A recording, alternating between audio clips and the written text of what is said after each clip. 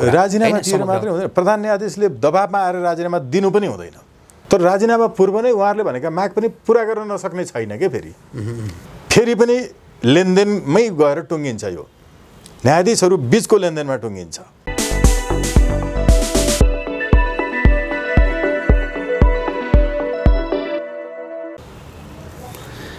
नमस्कार आदरणीय दर्शकवृन्द, आजको प्रेसको यो भिडियो संवादमा यहाँहरूलाई धेरै स्वागत छ। म रोहित भण्डारी। दर्शकवृन्द, प्रधान न्यायाधीश चोलेन्द्र शमशेर जवरा यति बेला विवादको भुङ्ग्रोमा पर्नु भएको छ। न्यायाधीशहरूले बेन्च बहिष्कार गरेका छन् भने नेपाल बार एसोसिएसनले पनि प्रधान न्यायाधीश जवराले निकास दिनुपर्ने भनेको छ। हुन त नेपाल बार एसोसिएसनका पदाधिकारीहरूको एकमत देखिएको छैन। हामीले जे भन्यौँ यो केही पदाधिकारीहरूको मत हो र सँगसँगै अधिवक्ताहरूले समेत यो विषयमा मिश्रित प्रतिक्रिया व्यक्त गरिरहेका छन्। प्रधान न्यायाधीश राणाको विषयलाई लिएर यति बेला जे भइरहेको छ यसले के सङ्केत गर्छ, अब न्यायालयमा जे देखिँदैछ यसबाट के अनुमान लगाउन सकिन्छ, हामी यी विषयमा केन्द्रित रहेर कुराकानी गर्दैछौँ। र यसका लागि यति बेला हामीसँग हुनुहुन्छ उन्नत लोकतन्त्र पार्टीका अध्यक्ष अधिवक्ता स्वागत नेपाल। उहाँलाई म स्वागत गर्छु। स्वागत छ यहाँलाई। धेरै धन्यवाद रोहित सर, यहाँ र यहाँको सम्पूर्ण टिमलाई। आराम हुनुहुन्छ? ठिक छु। यति बेला प्रधान न्यायाधीश चोलेन्द्र शमशेर जवरा विवादको त्यो भुङ्ग्रोमा पिल्सिनु भए या पर्नु भए के भन्ने होइन, जे देखिँदैछ जे भइरहेछ नि न्यायालयमा के को सङ्केत हो यो? नेपालमा विदेशीहरूले औपचारिक रूपमा अन्त्य गर्न अब दुईटा संस्था बाँकी छ। एउटा अदालत, अर्को सैनिक सङ्गठन। र नेपालको अदालतलाई अन्त्य गर्ने चरण अन्तर्गतको यो एउटा प्रवेश बिन्दु हो।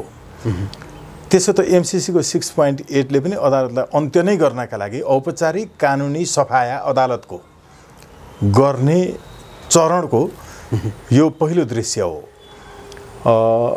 सैनिक सङ्गठनभित्रको विषयमा अहिले कुरा नगरौँ होला, तर अदालतलाई चाहिँ सक्ने जुन खेल छ त्यो खेलको एउटा खेलाडी फेरि प्रधान न्यायाधीश स्वयं हो। उहाँ अलग गरेर होइन, उहाँको सवालमा अहिले जे भइरहेको छ त्यो न्यायालयलाई अन्त्य गर्ने खेल होइन कि त्यो खेलको एउटा खेलाडी स्वयं उहाँ पनि हो। हेर्दा बाहिरबाट यो प्रधान न्यायाधीश विरुद्ध अरूहरूको चाहिँ प्रतिद्वन्दिता जस्तो, तपाईँको चाहिँ यसमा अरू द्वेष जस्तो देखिन्छ, तर यी सबै एउटै खेलका खेलाडी हुन् जसले नेपालको न्यायालयलाई अन्त्य गर्न खोज्दैछ।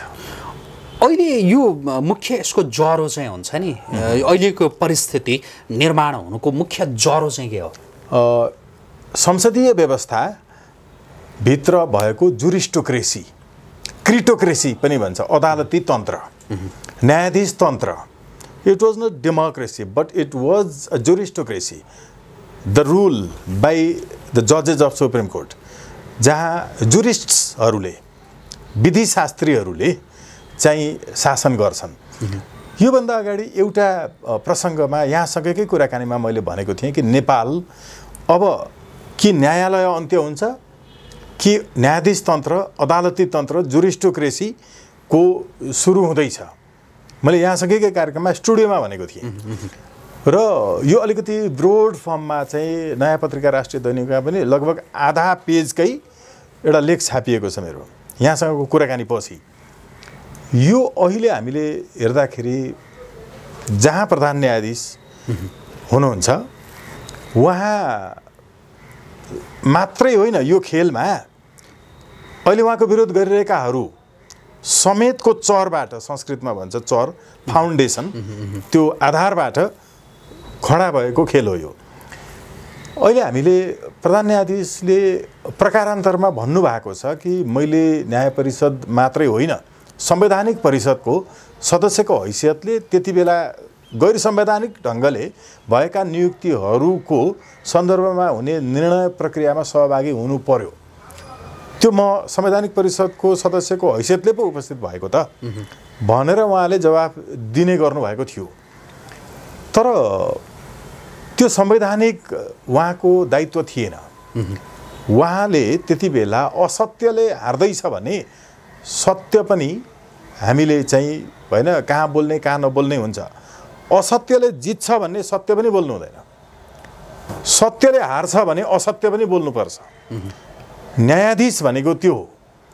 त्यसमा पनि प्रधान न्यायाधीश उहाँले संविधानले मलाई एउटा सदस्यको रूपमा उपस्थित हुनु भनेकोले उपस्थित भएँ भनेर जवाफ दिने गर्नुभएको पनि पाइएको छ। त्यो कति अनौपचारिक कति औपचारिक रूपमा पनि दिनुभएको छ। तर गोला प्रथाबाट पेशी तोक्दा के समस्या भयो? समस्याको कुरै होइन। हामीले चाहिँ गोला प्रथाबाट कुर्न सकिने जसले चाहिँ त्यो लिए पनि उहाँले जसको भागमा पारिदिए पनि हामी जनताका लागि त गोला प्रथा हो नि त। आज कुन न्यायाधीशकोमा पर्दो रहेछ भनेर हामी हेर्छौँ, तर उहाँहरूका लागि त्यो गोला हुँदैन। यति सामान्य विषयलाई सुधार गर्न नसक्ने विषय होइन। तर अहिले जसले विरोध गरिरहेका छन् नि उनीहरू पनि पार्टीको भागभण्डामा आएकै हुन् त। बालुवाटारको सम्पत्ति जग्गा खाने नै न्यायाधीशहरू होइनन्? प्रमाणित छ त, पछि फिर्ता गरेको। मलाई चोरीको आरोप लाग्यो, कसैको मोबाइल चोरेँ, सुन चोरेँ, म पक्राउ परेपछि सुन फिर्ता गर्छु, माफी पाऊँ भन्दा माफी दिनुहुन्छ न्यायाधीशहरूले। गलत ढङ्गले प्राप्त गरेको बालुवाटारको सम्पत्ति फिर्ता गरेपछि पनि न्यायाधीशै। यो अनुहारहरू हेरौँ न। जस्तो अहिले जुन प्रकारको विवाद भएको छ र प्रधान न्यायाधीशको राजीनामाकै जो सन्दर्भ उठिराखेको छ, उहाँले दिनुपर्छ भनेर केहीले जसरी आवाज उठाइरहेका छन्, यो चाहिँ स्वयं प्रधान न्यायाधीशका कारणले अहिलेको परिस्थिति उत्पन्न हुन गयो मुख्यतः, या अरूका कारणले? यो स्वयं प्रधान न्यायाधीशका कारणले हो। मैले यहाँ हेर्न खोजिरहेको नि, यहाँ भेट्छु कि भेट्दिनँ होइन, हामीले नै हो सबभन्दा पहिला प्रधान न्यायाधीशको विरुद्धमा संसद सचिवालयमा अविश्वासको प्रस्ताव जनताको तर्फबाट दर्ता गराएको। यहाँलाई जानकारी पनि होला। सबै पार्टी कार्यालयहरूमा गएर तपाईहरुले अविश्वासको प्रस्ताव संसद सचिवालयमा दर्ता गर्नुस् भनेर जनताको तर्फबाट, संसदीय व्यवस्थामा जनताको तर्फबाट पनि प्रस्ताव दर्ता गर्न पाइन्छ संसद सचिवालयमा। हामीले त्यो गर्यौं, प्रधानमन्त्री कार्यालयमा गर्यौं। यो अहिले राजीनामा माग्नेहरू भन्दा हामी कडा कुरा गरिरहेका छौं। त्यो के हो भने राजीनामा दिएर कारबाहीबाट उम्किने प्रयत्नको राजनीति नगरौं। राजीनामा स्वयंमा एउटा राजनीति हो जसले गरेका अपराधहरूलाई क्षमा पाउने वातावरण दिन्छ। राजीनामा दिएर उम्किन नसक्ने भूलहरू गर्नुभएको छ उहाँले, जस्तो कि तत्कालीन मुलुकी ऐन 2020 अनुसार उहाँले रञ्जन कोइरालालाई चित्तमा लागेकोले माफी दिनुभयो, 12 वर्षको कैद सजाय। त्यो चित्तमा लागेको भनेको चाहिँ भवितव्यबाट भएको मृत्युका सम्बन्धमा मात्रै हो। तर उहाँले फैसलामा आफ्नै हातले लेख्नुभयो कि मृत्यु हुने मान्छेले उठाएको रिस थाम्न नसकी मार्नेवालाले मारेको देखियो। आवेश प्रेरित हत्या हो त्यो। आवेश प्रेरित हत्यामा चित्तले देखेकोले सजाय घटाउन पाइँदैन, भवितव्यमा मात्रै हो। ड्राइभरले आफू पनि मर्ने रिस्क हुन्छ नि त, तर गाडी पल्टिन्छ, ऊ चाहिँ बाँच्यो, अरू मर्यो भने यो भवितव्य हो। यसमा चित्तले देख्न पाउँछ। के यो फैसलालाई सुधार गर्न हुन लागेको हो उहाँको विरोध? अहिले उहाँले गरेका अरू कैयौं विवादास्पद यो एनसेल इत्यादिसँग सम्बन्धित कर छुट दिने लगायतका छन् नि, यसलाई सुधार गर्न हो। निर्मलाको हत्यारा पत्ता लगाउनका लागि चाहिँ अदालतले चाहिँ उचित आदेशहरू नदिएको विषयमा हो र होइन नि? पूजा बोहराको वर्षौंदेखि चाहिँ तपाईको मुद्दा साप्ताहिक पेशीमा आएको पनि, सामूहिक बलात्कारको साप्ताहिक पेशी सूचीबाटै हटाएको विषय जो थियो नि, सुशीला कार्की प्रधान न्यायाधीश हुँदाखेरिदेखिको, यस्तो विकृति अन्त्य गर्न हो। आज बन्दी प्रत्यक्षीकरणको मुद्दा पनि हेरिएन, 8 नम्बर इजलासमा थियो। हेर्नुहोस्, हाम्रो सुषमा लता माथेमा श्रीमान र हाम्रो चाहिँ मैले बिर्सेँ अर्को श्रीमान को हुनुहुन्थ्यो, उहाँहरू दुईजनाको इजलासमा थियो बन्दी प्रत्यक्षीकरणको मुद्दा, रिट।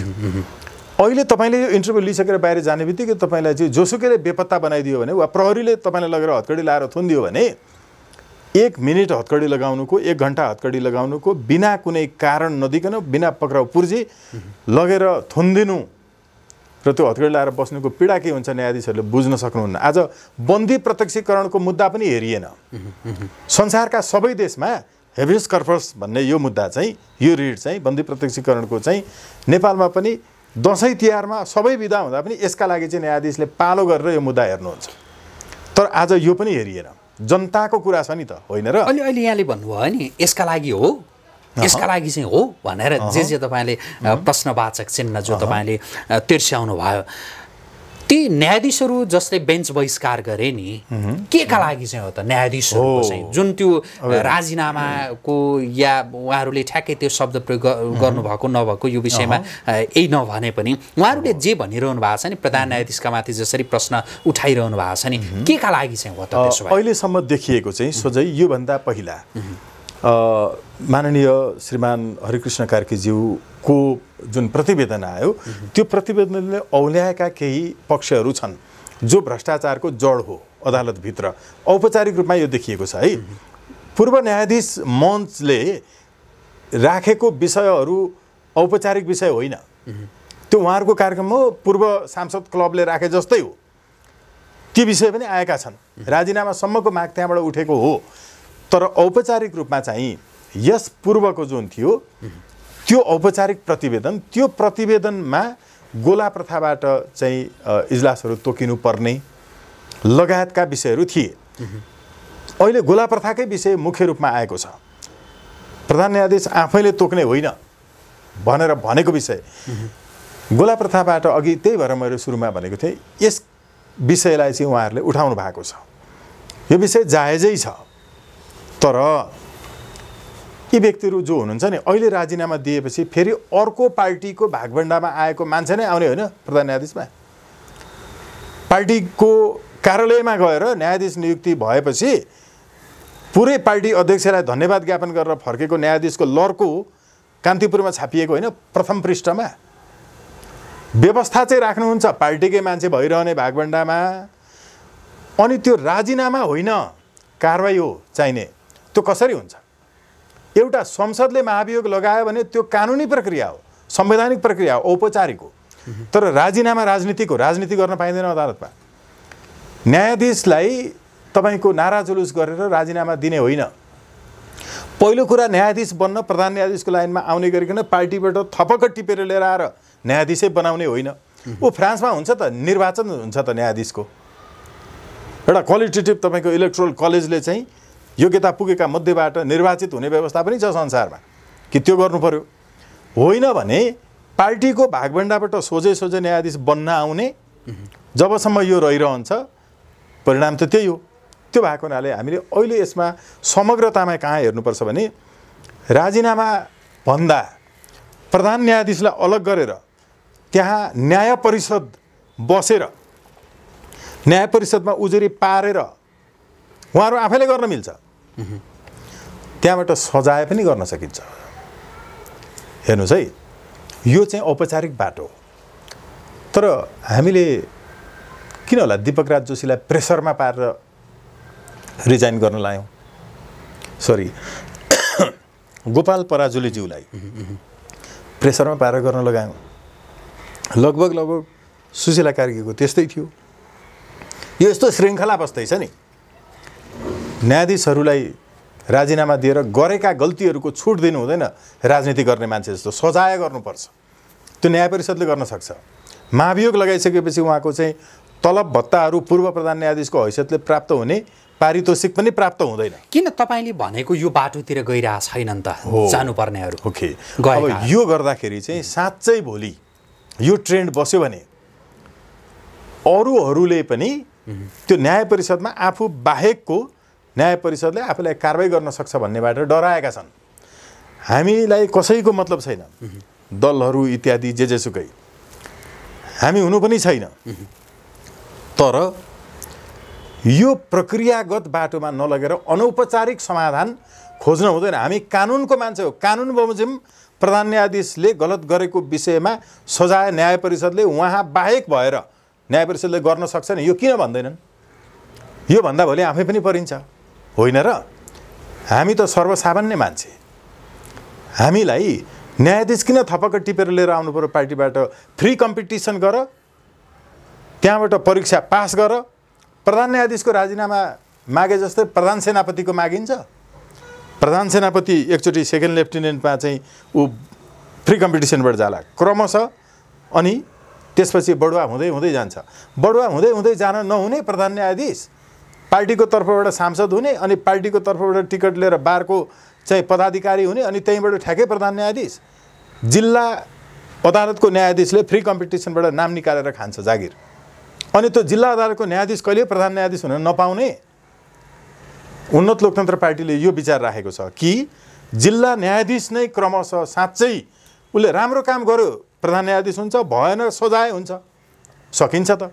अनि जहिले राजनीतिक हिसाबले लिएर आएर बनाउने। अहिले यो बेन्च बहिष्कारको जुन परिस्थिति सृजना भयो या गरियो, अब यसपछि प्रधान न्यायाधीशले चुप लागेर बसिरहन ठिक, या जसले प्रधान न्यायाधीशले निकास दिनुपर्छ भनेर भनिरहेका छन् उहाँले अब यति धेरै भनिसकेपछि, यति धेरै विवादमा मलाई तानिसकेपछि म बाहिरिनै ठिक भनेर सोच्दा चाहिँ राम्रो। योभन्दा पहिला पनि प्रधान न्यायाधीश चोलन शमशेर जबराज्यूले जुडिसियल कू गरेरै आउनुभएको हो। It was termed a judicial coup. मैले त्यो बेला पनि लेखेको थिएँ, अहिले पनि हेर्न सकिन्छ। चोलन शमशेर जुडिसियल कू भनेर सर्च गरेर पनि गुगलमा आउँछ। त्यो बेला पनि एउटा चिरकटो लिएर आएर सुनाइदिएर चाहिँ अनि प्रधान न्यायाधीशलाई बर्खास्तगी पारेको पनि हुँदै हो। सबैभन्दा बढी अपेक्षा संसारभरिका सबै देशमा राष्ट्रपतिको भन्दा पनि बढी नैतिकताको अपेक्षा प्रधान न्यायाधीशसँग गरिन्छ। प्रधानमन्त्रीको भन्दा पनि बढी नैतिकताको अपेक्षा चाहिँ प्रधान न्यायाधीशसँग गरिन्छ। उहाँ आफैले आफ्नो नैतिकताको आधारमा मैले यो कुराहरू चाहिँ गल्ती गरेकै हो, अथवा उहाँहरूले त सुधार मात्रै खोज्नु भएको छ, हामी त सुधार मात्रै भनिरहेको छैनौँ। केही यस्ता कुराहरू छन् जसमा उहाँले रियलाइज गरिदिनुहोस्। एकचोटि आफैले भनेर आफै राजीनामा दिनुभयो भने नगर्नुहोस् भन्ने कुरा भएन।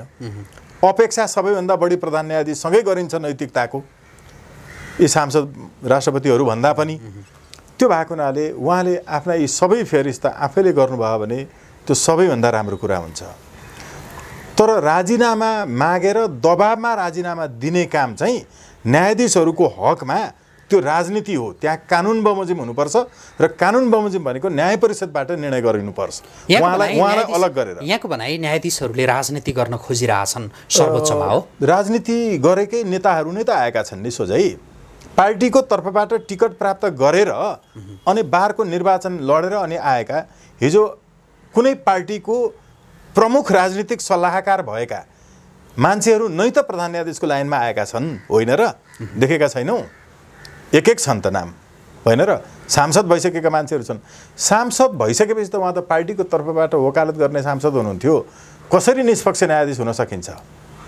यसो भएको हुनाले अहिले जे भएको छ नि, यो सबै कुरा पहिलेदेखि नै थियो, अहिले देखिएको मात्रै हो। चोलन शमशेर जबराबाट भएका सामान्य प्रधान न्यायाधीशबाट जे छन् गतिविधि यो पूर्वका प्रधान न्यायाधीशबाट पनि हुन्थ्यो। सुशीला कार्कीबाट यो अपेक्षा गर्न सकिन्थ्यो कि एउटी चेली बलात्कृत भएकोमा इन्टेन्सनल्ली 7 वर्षसम्म मुद्दा रोकेर बलात्कारी हाँस्दै बलात्कृत चेलीको अनुहारलाई गिज्याउँदै हिँडिरहेको थियो सर्वोच्च अदालत अगाडि। उहाँले कहिल्यै त्यो मुद्दा आफ्नो कालभरि पेशीमा राख्नु भएन, हटाइदिनु भयो बिना जानकारी। पूजा बोहराको मुद्दा राष्ट्रिय रूपमा चर्चित थियो। किन? That was only because of being a member of UML, पश्चिमबाट एमालेको सदस्य भएको कारणले। यस्तो पनि सहन सकिन्छ। अब एकदम हिरोइक पर्सनालिटी फेरि उहाँ, यो त बाहिर नदेखिएको मात्रै हो। हामी त्यो मुद्दाको त हेर्ने मान्छे म थिएँ नि त, अनि पो थाहा भयो त। यस्ता कैयौँ छन्, हेर्नुहोस्। त्यो भएको हुनाले यो सबै नदेखिएको मात्रै हो। यस्तै हुन्थ्यो पहिला पनि। अब यसपछि त झन् पुरा अब राजीनामा माग्ने कुरा, न्यायाधीशहरूको कारवाही हुनुपर्छ, राजीनामा होइन। राजीनामा आफैमा अर्को राजनीति हो। गरेका काम वास्तवमा के थिए? देखि राजीनामा दिएपछि त एकदम मजाले घरमा खाएर बसिरहनु भएको छ त बाँसकोटाजी। हाम्रो चाहिँ तपाईँको अख्तियार दुरुपयोग अनुसन्धान आयोग ऐन 2048 को दफा 2 ले त्यो गोकुल बाँसकोटाले जे गर्नुभयो त्यो भ्रष्टाचार हो भन्छ। मलाई हिजो सोझै गरेको देखिएको छ त फोनमा। भ्रष्टाचार गरेको मान्छे राजीनामा दियो, सक्यो, घरमा बस्यो। यस्तो राजीनामाको राजनीति हुँदैन। उहाँबाट केही गल्ती कमजोरी भएका छन्, त्यो गोला प्रथाहरू इत्यादि मात्रै माग हो भने म ठिक छ तपाईँहरूले भने बमोजिम गोला प्रथाबाट गर्छु भनिदिनु भने उहाँहरूको माग सकिन्छ। तर यतिमा माग सकिने पक्षमा उन्नत लोकतन्त्र पार्टी छैन। पुरापुर न्यायपालिकाको सुधारका लागि न्यायपालिकामा बजेट, अरू देशमा के हुन्छ? निष्पक्ष न्यायपालिका, स्वतन्त्र न्यायपालिका छ कि छैन भन्ने आधार भनेको बजेट बनाउँदा न्यायपालिकाका लागि यति प्रतिशत बजेट छुट्याउने भनेर प्रतिशत छुट्याइदिने।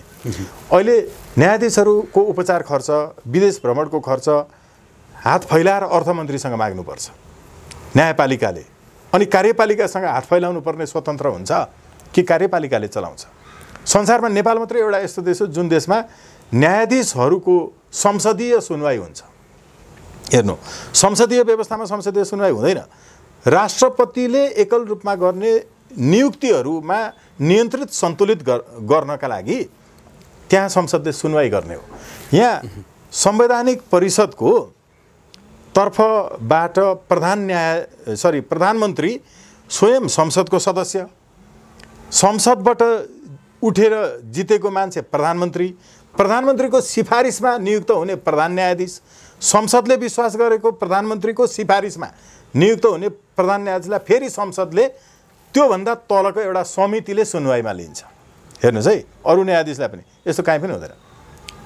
अमेरिका सुभाष नेमाङ जाँदाखेरि त्यहाँ संसदीय सुनवाईमा चाहिँ न्यायाधीशलाई ल्याएर र्याखराख्ती पारेर सांसदले क्वेसन सोध्दै गरेको देखेछन्। नेपालमा पनि यस्तै गर्न पाए त मजा आउँथ्यो भनेर अनि आएर संविधानमा हाल्दैछन् कि 47 सालपछि त्यो भएको हो नि त। त्यसरी राखियो। यो हावादारी व्यवस्था छ। त्यो भएको हुनाले आमूल एउटा चाहिँ परिवर्तन न्यायपालिकाको सन्दर्भमा हुनुपर्छ। अब अन्तिम जिज्ञासासँग मेरो, जस्तो अहिले प्रधान न्यायाधीश मात्रै होइन, न्यायाधीशहरूका माथि पनि प्रश्न धेरै उठेका छन्। तपाईँले भन्नुभयो नेताहरू नै न्यायाधीश बनेका छन् होइन, जो तपाईँले अघिदेखि चाहिँ भन्नुभयो। अब समग्र अहिले अब जसरी प्रधान न्यायाधीशलाई निकास दिनका लागि भनिँदैछ, अब न्यायाधीशहरू पनि त्यस्तै तपाईँले भनेअनुसार विवादित छन् भनेदेखि अब के गर्ने तत्काल? पहिलो कुरा चाहिँ व्यवस्था संसदीय रहन्जेलसम्म न्यायाधीशको नियुक्ति प्रणाली इत्यादि यो सबै यही हो। फेरि आउने पनि उस्तै हो। हिजोका यस्तै थिएनन्, देखिएन र मात्रै हो। तत्काल चाहिँ प्रधान न्यायाधीश चोलेन्द्र शमशेर जबराज्यूले आफूले यो गोला प्रथाहरू इत्यादि मात्रै उहाँहरूको माग हो इत्यादि भने हाम्रो त त्यति होइन। उहाँहरूको लागि मात्रै बाहिरबाट हामी आउटसाइडर बनेर हेर्ने हो भने चाहिँ उहाँले गोला प्रथाबाट म तयार छु इजलास तोक्न भन्नु मात्रै भयो भने यो सकिने देखिँदैछ। सामान्य कुराहरू छन्, तर हामीले आमूल त्यसमा परिवर्तनको कुरा गर्दैछौँ। अर्को कुरा, उहाँले राजीनामा दिनुभयो भने सबै कुरा सकि नै हाल्छ, उहाँहरूको एउटा माग होला। तर राजीनामा पूर्व नै उहाँहरूले भनेका माग पनि पुरा गर्न नसक्ने छैन के। फेरि सामान्य कुरा छ, खालि त्यो इगोको कुरा मात्रै होला। अन्ततः उहाँले चाहिँ त्यसतर्फ होइन अगाडि बढ्नु होला। तर हामी चाहिँ प्रधान न्यायाधीशका सम्बन्धमा अहिलेसम्म उठेका सबै प्रश्नहरूको न्याय परिषदबाट नै निर्केल होस्, त्यो कानुनी संवैधानिक वैधानिक बाटो हो। त्यो बाहेक अरू कुरा चाहिँ फेरि उहाँहरू यो विषयलाई कहीँ लगेर थन्क्याउनु भयो भने त्यो भागभण्डामा मात्रै थन्क्याउनुहुन्छ। फेरि पनि लेनदेनमै गएर टुङ्गिन्छ। यो न्यायाधीशहरू बिचको लेनदेनमा टुङ्गिन्छ। अब हो, यसको पक्षमा चाहिँ हामी छैनौँ। त्यो हेर्दा समाधान भएको देखिन्छ, तर त्यो भागभण्डामा टुङ्गिन्छ। प्रधान न्यायाधीशले राजीनामा दिएर मात्रै उहाँले सुख पाउनुहुन्न र पाउनु हुँदैन भन्ने तपाईँको कुरा? राजीनामा दिएर मात्रै हुँदैन। प्रधान न्यायाधीशले दबाबमा आएर राजीनामा दिनु पनि हुँदैन। प्रधान न्यायाधीश हो भने नि सजाय भोग्न तयार हुनुपर्छ, मलाई कारवाही गर भन्नुपर्छ। हो भने न्याय परिषद चल, म अलग भइदिन्छु, तपाईँहरू गर्नुहोस् निर्णय, महाभियोग लगाउनुहोस् भन्नुपर्छ। उहाँ स्वयंले भन्नुपर्छ र गर्नु पनि पर्छ। कि न्याय परिषदबाट गर्नुपर्छ कि महाभियोग लगाउनुपर्छ। राजीनामा दिने कुरा त उहाँको कुरा हो। प्रेसरमा आएर दिएको राजीनामा पनि राजीनामा हुन्छ। नैतिकताको आधारमा भन्नुभयो भने फरक कुरा हुन्छ। हेर्नुहोस्, नैतिकताको आधारमा भन्नुभयो भने कसैले नगर्नुहोस् भन्न मिलेन। नैतिकताको आधारमा भयो भने चाहिँ उहाँको पेन्सनहरू जोगिन्छ। महाभियोग लाग्यो भने पेन्सन दिन मिल्दैन। फेरि महाभियोग लागेर पदमुक्त भएकोलाई पूर्व पदको हैसियतमा कुनै पनि सुविधा दिन मिल्दैन। यो त विश्वको अभ्यास हो। त्यसलाई कि जोगाउनु पर्यो होइन। नत्र उहाँले सामान्य मोलाइजाका विषयहरूलाई स्वीकार गरिदिनु भयो भने त्यहाँ कुरा मिल्ने देखिन्छ। जनताका लागि चाहिँ के हुन्छ त? जनताका लागि चाहिएको छ छिटो छरितो न्याय। के फरक पर्छ मैले सेलिब्रिटीका मुद्दा अन्तिममा भन्दा फेरि मैले सोधेँ यहाँसँग यो चाहिँ अन्तिम जिज्ञासा नै तपाईँको बुझाइमा चाहिँ अब यो न्यायालयको यो विषय सर्वोच्चको यो विषय कसरी टुङ्गिएला के चाहिँ होला तपाईँले देखेको चाहिँ मैले देखेको चाहिँ खास मलाई नै होइन मेरै विचारमा चाहिँ जसरी टुङ्गिए पनि जे भए पनि व्यवस्था परिवर्तन नभइकन हुँदैन भन्ने नै हो अन्तिम यो जे भए पनि जसरी टुङ्गिए पनि हिजोकै जस्तो हुने हो फेरि पनि भागभण्डामा टुङ्गिने हो यसतर्फको विश्लेषण नि एउटा गीत थियो के त्यो महेन्द्रले नै लेखेको गीत बाँच्नु नै छ यदि भने बाँच नेपाली भई छलफलै गर्नु छ भने ब्रेनस्टर्मै गर्नु छ भने यो व्यवस्था कसरी अन्त्य गर्ने न्यायपालिका यस्तो खराब हुन नदिने व्यवस्थाका लागि कसरी काम गर्ने भन्ने नै गर्ने हो बाँच्नु नै छ भने नेपाली भई बाँच भने जस्तो छलफलै गर्नु छ र ब्रेनस्टर्मै गर्ने छ भने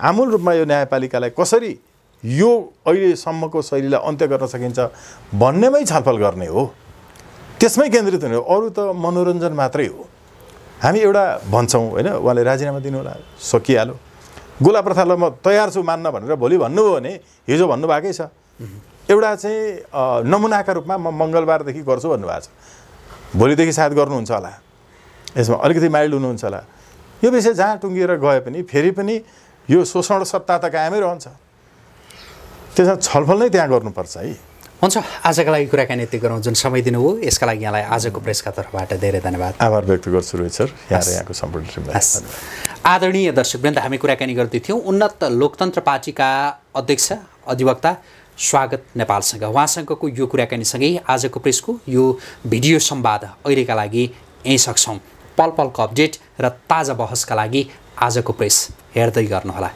नमस्कार